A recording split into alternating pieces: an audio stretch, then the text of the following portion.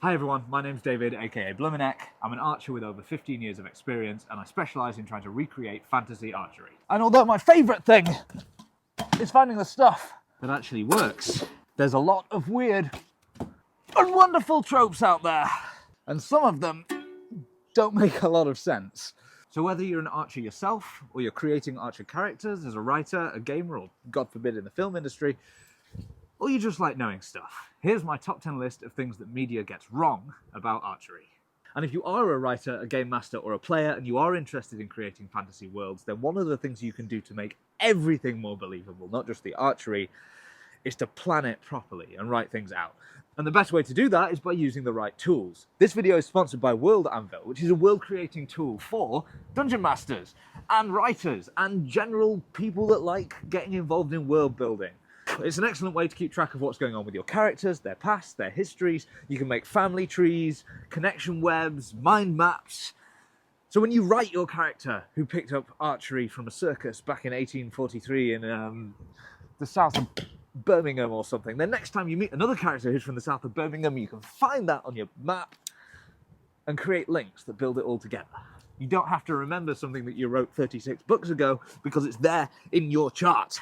And if you're the sort of person like me who can't even make a 15-minute video without forgetting what you said at the start of it, these kinds of tools for keeping track are absolutely fantastic. And if you're a writer or even a streamer who's looking to build up your audience for your fantasy world, it's got publication tools and subscription tools, things like that for helping to release things to people as you go along. Find them via the link below in the description or by searching World Anvil. Use the promo code that's posted down there. Create better worlds, better links, better characters. Be the best player your DM's ever had. And avoid making some of the mistakes that I'm about to talk about. Coming in straight off at number 10, we have straight line arrows. TV Tropes calls this no arc in archery, but essentially it's when you see a shot of an arrow in flight and it just goes dead straight with no drop, no curvature, nothing. This one tends to come up in visual media, most often when you see a point of view shot of the arrow flying, and the reason for that is usually because the camera is run along a track and the track is straight. You also get it in video games that don't have a physics engine for the arrows dropping over time. Naturally, arrows in real life are just as prone to physics as anything else, and they will arc and fall back down to the ground over time, with the effect being more pronounced for heavier arrows. The flip side of this trope is when arrows actually drop way more than they should. For example, in Baldur's Gate, the maximum range of an arrow is about 18 meters, and in real life, I'm not really anticipating any drop at that distance at all. The reason this trope comes in at number 10 is it's not really that big a problem. It usually exists for either game balance purposes or just to make the filming easier, but it can be a little bit jarring when you see an arrow fly several hundred meters without any noticeable change in its direction. At number 9, we have no training required. This is kind of a writing trope. It comes up in stories, but also in longer running films, TV series, comic books, etc. It's where an archer never ever actually has to practice shooting arrows in order to be good at it. In real life, I'm not perfect, but I've been shooting for quite a long time, and if I take a couple of weeks off without shooting very much, then it's going to affect not only my accuracy, but also my speed when I come back to it. My muscle memory won't be quite as good, and I'll start to fluff some shots. But in fiction land, we have archers that can go for several months on a long hike or get beaten up and tortured and go through recovery, and then the minute they pick up a bow again, they're absolutely perfect and can make amazing shots with no effort. It's not a huge problem, which is why it's number 9, but it can be a little bit grating because a lot of the time archer characters don't have superpowers to explain this, and they tend to represent somebody who's skilled through hard work. So it would be cool to kind of actually see that hard work, so that it doesn't come out of nowhere when they pull stuff like this. At number 8, we've got bow abuse. This is when somebody uses their bow either as a weapon in combat or even out of combat to smash stuff open. I'm looking at you, Atreus. This makes me cringe every single time I see it because a strung bow has a lot of tension in it and the string is quite vulnerable. If you keep smacking stuff, eventually that's going to fray. And when it does, the results can be dramatic, painful, and can leave you completely without your main weapon. A bow that's unstrung doesn't have that problem and could be a better bet. But who has time to go through the process of unstringing a bow every time they need to make a melee attack? The reason this annoys me is that archer characters who get caught in melee absolutely should have a backup weapon, and even if they don't, an arrow is probably a less risky choice than your bow. But the reason it's only number 8 is that sometimes these things are modified to deal with it, or the character has magic. And to be honest, it's kind of a cool trope. Plus, if you are in a pinch, you're going to be better off with a bow than nothing. You just might not be able to use it after. Speaking of bow abuse, at number 7, it's bad ways to carry a bow. I mentioned unstringing bows earlier, but in the majority of fantasy media, nobody ever takes the tension out of their bow. If you're dealing with something like a longbow, keeping your bow strung can result in the wooden limbs gradually warping until the bow's much less useful than it was before. This is slightly less of an issue for historical composite bows and modern bows, but they're still often shown carried in weird and wonderful ways. The prime one is to have it strapped to your back like that, or even slung over your shoulder like this. But this risks damaging the bow because every time you take it off, it's going to get caught on any metal bits of your armor, zips, things like that. And plus, in the meantime, all of this tension here is pressing a thin string right into your sternum, which isn't going to do you much good. Especially if you spend your time dive rolling around the battlefield. Oh, I'm stuck. Again, this is low down the list because it's talking about practicality in a fantasy setting. But if you're aiming for something a bit more grounded, then you need long-term travel, someone's probably going to keep their bow unstrung in a protective case.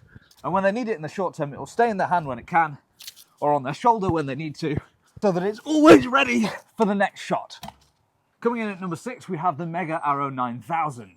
This is for when somebody takes something quite big and heavy and launches it from a bow just as effectively as their normal arrows. Whether it's an oversized arrowhead like a boxing glove or a grenade, something with a heavy towing cable that would slow it down a lot, or even just a large number of regular arrows. When done well, this trope can actually be kind of fun. And you can launch quite heavy things from a bow. But the reason it can be frustrating is that it kind of undermines the entire point of a bow. Because these things can't put any more energy into something than your own muscles. And the only way they're better is because they can move faster. But if you launch something obscenely heavy, then you lose that speed. Until eventually, you might as well throw the thing. I'm not saying don't do it, because things like volley shots are a staple of medieval fantasy. But if you are going to include something like this in a story or a game, just think about why they chose to shoot it from a bow instead of throw it. Then coming in at number 5, we have energy from nowhere. This is when you take a regular bow, you draw it back using the muscles of your body, and then something ridiculous happens, like the target flying 20 feet back.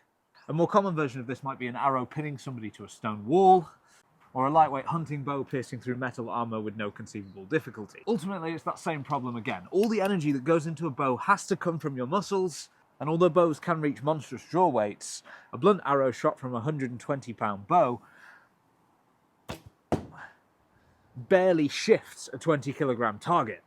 And even with a sharpened arrow point, shooting it at concrete is a pretty good way to not be able to use the arrow again. And then in at number 4, we've got weak archer, strong shot. Now, if I was going to have a problem with every time an archer in media is portrayed as slim or skinny or weak, then I would never be able to watch any archery media ever. And the thing is, historically, archery's had huge associations with hunting. It's always been kind of associated with guile and cunning and stealth. So it's only natural that in some games it becomes a thing that is used by characters with dexterity rather than strength. Partly it's a shape language thing. Characters who are fast, agile, or cunning tend to be drawn in a much skinnier frame than powerful or straightforward characters. And of course, if you're accurate enough to hit a vital spot, then you can take down a target that's much bigger than you using a relatively light draw bow. But where it gets ridiculous is when you've got a character who's explicitly weak or skinny or malnourished, and yet they're able to regularly draw back a bow with enough power to punch through enemy armor. Because in real life, bows designed for war are hard to use. This has a draw of 126 pounds, which means that every shot is the equivalent of lifting a teenager. And although it's not particularly on the powerful end for war bows, it still takes a fair amount of muscle to use effectively. So it's not that it's always bad, but if you are making a scrawny archer, remember they're not going to have that much power. And if they do use a powerful bow, consider giving them at least a modicum of strength to go with it. Number 3, wrong time, wrong place. Throughout history, people have used a variety of different styles of arrow, different styles of bow, different quivers, and have shot them in different ways, using fingers, or thumb, or some alternative approximation. So when you have an archer who's from, for example, medieval England, but they're using an Asiatic-style horsebow and they're drawing from a back quiver, it can be kind of jarring for people who know the history. And even for fantasy, if you've got elves, dwarves, and a whole bunch of other cultures, but they're all using medieval European longbows, it's going to come across a little bit unimaginative. Most of the time for fantasy, this is more of a missed opportunity to do something cool than it is an actual huge problem. But given how many weird and wonderful and exciting different draw and shooting styles there are in the world, it can be a bit of a shame when you've not included the one that's relevant to your culture. And if, for example, you've gone to great lengths to feature a specific Native American culture and language, and then you have them draw using a style from the other side of the world, it's just bad research. So whether you're making a fantasy world or setting a story in a specific historical culture, do a little bit of research, find out what's out there, and get something that's cool and works for what you want. And then at number 2, we've got one for the artists and game animators out there, and that is elastic bowstrings. This one crops up a hell of a lot in amateur and even professional fantasy art, as well as in video games and very occasionally in films. And the reasons for it depend on the media. In films, sometimes they use low draw weight bows with elastic strings because they're not actually shooting any arrows and they need something that isn't going to cause any damage if you just draw it and release it. Whereas in animation and art, it's more because someone knows the shape of a bow like this and they just draw it the same when it's at full draw. Either way, you end up with something that looks like this, which might seem fine at first, but once you release the string, you realize there's just way too much of it. Because in real life, bows don't have strings that stretch and limbs that stay the same. They have strings that are fixed under tension and limbs that move, regardless of the design of the bow. This isn't always a terrible thing. In films where they've done this for prop purposes, they often keep the bow mostly out of frame like this, so you can barely tell. And in video games, it saves you some time animating. And for an over-the-shoulder view, this doesn't really look much different from this. Given the prevalence of cinematic cutscenes and photo modes in games, it's probably worth paying your animators a little more and giving them enough time to get that one extra animation in. And as for artists, all you really need is a few reference pictures of a bow that's fully drawn. I've got a handful on Patreon, but there's a whole bunch of stock pictures out there. Go find them and have fun. And now at last we come to the bottom of the heap, the shit in the shoe, the herring on the exhaust pipe of archery representation in media. Olympic speed archery. Olympic-style target archery is almost certainly the most practiced form of archery in the modern world. If you're looking for an archery coach for your actors in a film, it is probably the style that your coach shoots, and therefore it's probably the style that your actors are going to use. But Olympic target archery is a style that is designed to be as accurate as possible when you have lots of time and lots of space to make your shot. What it isn't is fast, smooth, and dynamic. And for an archer that's shooting quickly in battle or while running around, they don't have time to line up a perfect shot. Using Olympic methods, every shot that you make has to be knocked on one side of the bow and your fingers need to be on the other. Which means if you want to be fast, you've got to thread the arrow through, knock like this, and pull. But you also need to line up your shoulders and get everything in place in a slow and methodical fashion. So when films and games want to make archers that shoot fast, they end up cutting corners. Particularly when they're not using real arrows for the animation.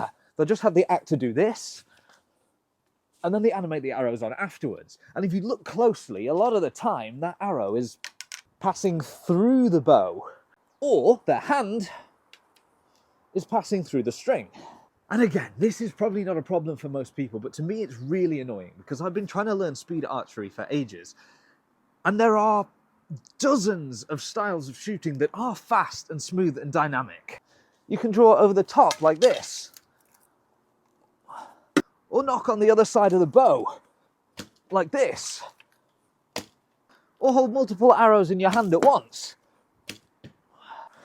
And all these styles of archery are faster, more dynamic, and better suited to what the characters are actually doing than the standard Olympic style.